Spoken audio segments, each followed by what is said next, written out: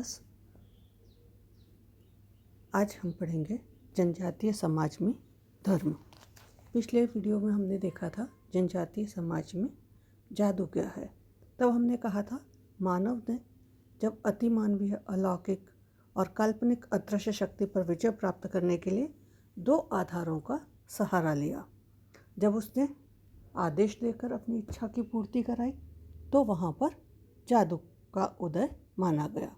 लेकिन जब उसके जादू असफल होने लगे तब उसने इस अदृश्य शक्ति की पूजा अर्चना करना प्रारंभ करी और यहीं से हम मानते हैं कि धर्म की उत्पत्ति हुई होगी। धर्म और जादू दोनों ही मानवीय जीवन के अनुकूलन के उपकरण के रूप में आए हैं और इनका कार्य कठिन परिस्थितियों में मनुष्य की सहायता करना था। ऐसा हमने बातचीत की थी।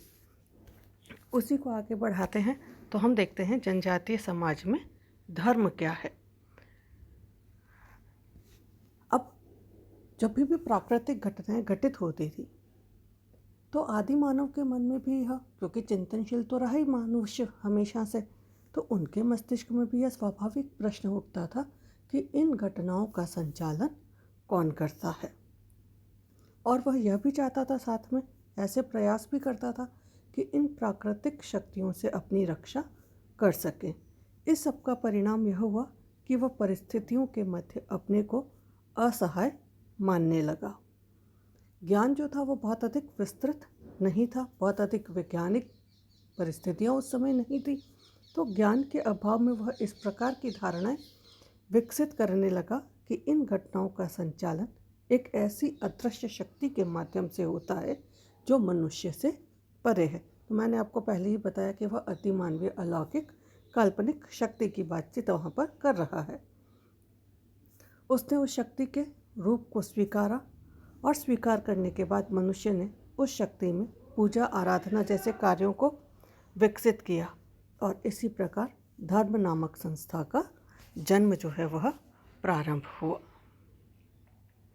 अलौकिक शक्ति पर विश्वास करने से तात्पर्य है जो इस लौकिक जगत से परे है, अर्थात जो हमारे इंद्रियों से दूर है, इंद्रिय गम्य जो नहीं है, अर्थात जिसे हम छू कर नहीं देख सकते, छू नहीं सकते, देख नहीं सकते, सुन नहीं सकते, एक ऐसी अदृश्य शक्ति जो है वह विद्यमान है।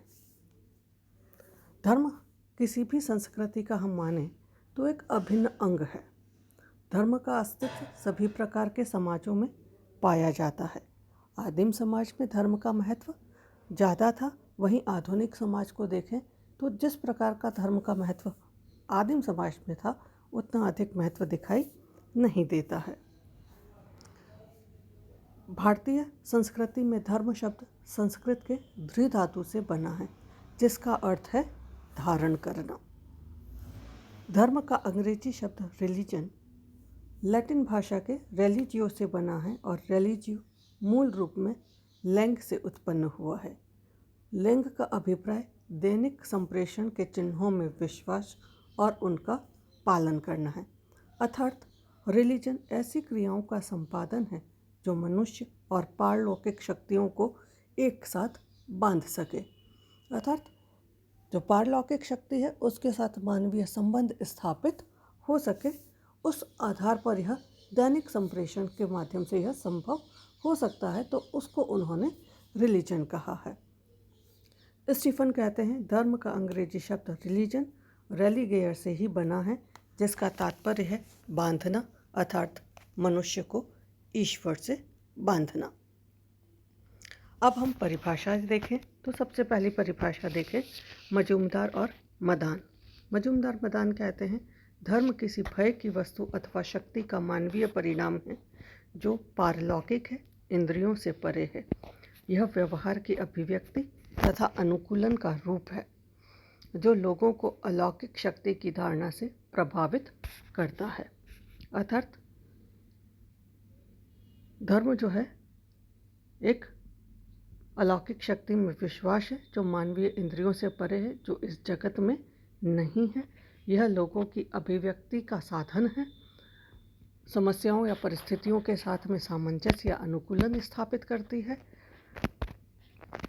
गिलिन और गेलिन कहते हैं धर्म के समाजशास्त्रीय क्षेत्र के अंतर्गत एक समूह में अलौकिक से संबंधित उद्देश्यपूर्ण विश्वास तथा इस विश्वास से संबंधित बाहरी व्यवहार, भौतिक वस्तुएं और प्रतीक आते हैं। तो अलौकिक शक्ति में विश्वास के साथ उन्होंने कुछ व्यवहार, कुछ भौतिक वस्तुएं और प्रतीक चिन्हों को यहाँ पर जोड़ा है। एडवर्ड टेलर कहते हैं, धर्म आध्यात्मिक शक्ति में विश्वास है। मेलिनोवस्की कहते हैं, धर्म क्रिया की एक विधि है, साथ ही विश्वासों की एक व्यवस्था भी। धर्म एक समाजशास्त्रीय घटना के साथ साथ एक व्यक्तिगत अनुभव भी है। अर्थात धर्म को उन्होंने एक व्यक्तिगत अनुभव भी कहा है कि आप उसके साथ किस प्रकार से जुड़ते हैं, उसकी बात उन्होंने कही है। होबेल कहते हैं, धर्म अलौकिक शक्ति के ऊपर विश्वास में आधारित है जो आत्मवाद और मानव को सम्मिलित करता है। अर्थात धर्म अलौकिक शक्ति है और आत्मा के साथ में जुड़ा हुआ उन्होंने माना है। हॉनिक्सिम कहते हैं, प्रत्येक मनोवृत्ति जो इस विश्वास पर आधारित या इस विश्वास से संबंधित है कि अलौकिक शक्तियों का अस्तित्व है और उनसे संबंध स्थापित करना संभव और महत्वपूर्ण है, धर्म कहलाती हैं। दुर्खिम कहते हैं, धर्म पवित्र वस्तुओं से संबंधित विश्वास और कृत्यों की स्वीकृत व्यवस्था है। आगे हम देखें धर्म की विशेषताएं क्या हैं। तो अलग अलग समाजशास्त्री जो हैं वो अलग अलग विशेषताओं की बातचीत करते हैं। जैसे मेलिनोवस्की कहते हैं कि धर्म 4 विशेषताएं उन्होंने बताई हैं। धर्म विश्वासों की एक व्यवस्था है, धार्मिक क्रियाएं होती हैं, व्यक्ति का नहीं वरन समाज का। अर्थात धर्म जो है वह समाज का, किसी व्यक्ति विशेष का धर्म नहीं होता है और धर्म को मानना और न मानना व्यक्ति के व्यक्तिगत अनुभव पर निर्भर करता है। इसी प्रकार से जॉनसन कहते हैं, पवित्र पदार्थों का उपयोग, धार्मिक क्रियाएं आनंद देने वाली, लक्ष्य प्राप्ति का साधन है धर्म, प्राचीन काल से संपन्न करने का स्वस्थ सामान है धर्म, नैतिक क्रियाओं से अलग धर्म को उन्होंने माना है और इसका जो संबंध है वह स्वर्ग प्राप्ति के साथ जुड़ा है। तो अलग अलग लोगों ने जो इसकी विशेषताएं बताई, अगर हम उनको एक साथ कर देखें तो हम सबसे पहली बात देखते हैं कि धर्म एक अलौकिक शक्ति में विश्वास है। जो यह अलौकिक शक्ति है यह मानवीय जो है उसकी पकड़ से दूर है, अति मानवीय शक्ति है जो इस जगत में नहीं है। हमारी इंद्रियों के साथ में यह उसका इंद्रियों से हम बोध नहीं कर पा सकते या हम उसको छू करके नहीं देख सकते, सुन नहीं सकते। तो हम कहते हैं धर्म एक अलौकिक अति मानवीय शक्ति में विश्वास है। दूसरी बात हम कहते हैं धर्म पवित्रता की भावना के साथ में जुड़ा हुआ है। अर्थात इस अलौकिक शक्ति के साथ में व्यक्ति का जो संबंध है वह पवित्रता की भावना के साथ में जुड़ा हुआ है। धर्म के अंतर्गत विशेष प्रकार की धार्मिक कृत्य या क्रियाएं जो है वो वहाँ पर की जाती है। आपका पूजा अर्चना करने का तरीका है, यज्ञ हवन है, या दूसरे धर्म में अपने तरीके से पूजा अर्चना करने का तरीका है और दूसरे कार्य जो हैं उसको हम देखते हैं। तो हर चीज़ के निश्चित नियम है और हर क्रिया की निश्चित तरीका वहाँ पर मौजूद है। नेक्स्ट, भावनात्मक संबंध। धर्म के साथ आप भावना के रूप में जुड़े हुए हैं, आपके लगाव उसके साथ में, जिस धर्म को आप पालन करते आ रहे हैं, शुरुआत से देखते आ रहे हैं, उसके साथ आप भावनात्मक इमोशनल रूप से जुड़े हुए हैं और उस आधार पर आप कार्य करते हैं। जब आप भावनात्मक रूप से जुड़े हुए हैं तो आप जिस प्रकार की धार्मिक क्रियाएं करते हैं उसी प्रकार के आपके संवेग जो है वो वहाँ पर दिखाई देते हैं। नेक्स्ट हम कहते हैं तर्क का अभाव। धर्म में किसी प्रकार का तर्क नहीं है। धर्म व्यक्ति की आस्था के साथ में जुड़ा हुआ है। प्रत्येक धर्म में अपना एक पूजा अर्चना का तरीका है, पूजा की पद्धति है। आपकी अलग है, हिंदू धर्म में अलग है, इस्लाम में अलग देखते हैं हम, ईसाई धर्म में अलग देखते हैं। तो प्रत्येक धर्म की अपनी एक पूजा अर्चना करने की विशिष्ट पद्धति है और उस विशिष्ट पद्धति के माध्यम से हम उसको पहचानते हैं। लक्ष्य प्राप्ति का साधन। धर्म को लक्ष्य प्राप्ति का साधन माना गया। हर धर्म के अंतर्गत व्यक्ति के लिए कुछ विशिष्ट लक्ष्य निर्धारित किए गए हैं और उन विशिष्ट लक्ष्यों को प्राप्त करने के तरीके धर्म के साथ में जोड़े गए हैं। तो हम कहते हैं कि धर्म लक्ष्य प्राप्ति का साधन है। जैसे हिंदू धर्म के अंदर माने तो व्यक्ति का लक्ष्य प्राप्ति क्या है? जीवन का लक्ष्य मोक्ष की प्राप्ति, स्वर्ग की प्राप्ति जिसके माध्यम से हो। तो धर्म स्वर्ग प्राप्ति का साधन उसके साथ में जुड़ा हुआ है। धर्म के तत्व, सबसे पहले विशिष्ट क्रियाएं। प्रत्येक धर्म की अपनी कुछ विशिष्ट क्रियाएं होती हैं और उन क्रियाओं के माध्यम से हम उसे पहचान भी पाते हैं। दूसरी बात है विश्वास। प्रत्येक धर्म के अंतर्गत विश्वास है। उस धर्म को मानने वाले लोग उन बातों में, उन क्रियाओं में विश्वास रखते हैं कि जो कुछ कहा गया है उनके धर्म ग्रंथों में, उसके आधार पर वह क्रियाएं करेंगे और उन क्रियाओं से उनको लाभ प्राप्त होगा। संवेग या भावनाएं। प्रत्येक धर्म के साथ में उससे जुड़े हुए लोगों के संवेग या भावनाएं जुड़ी हुई होती हैं, जो कि उस धर्म में उसकी निष्ठा जो है वह दिखाती हैं।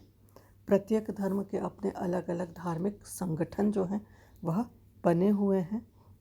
हिंदू धर्म का है, इस्लाम का है, ईसाई धर्म का है, तो जितने भी धर्म है, सिखों का अपना अलग है, हिंदू जैनों का अलग है, बुद्धिस्ट का अलग है। तो प्रत्येक धर्म का अपना एक धार्मिक संगठन है। इन संगठनों को हम स्थानीय स्तर से लेकर के राष्ट्रीय और अंतर्राष्ट्रीय स्तर तक देखते हैं। नेक्स्ट हम कहते हैं प्रत्येक धर्म में कुछ निषेध हैं, अर्थात कुछ कार्यों को करने की मनाही की गई है कि आप उन कार्य को ना करें, ये कार्य आपको नुकसान पहुंचाएंगे। तो निषेध की बात भी यहाँ पर की गई है।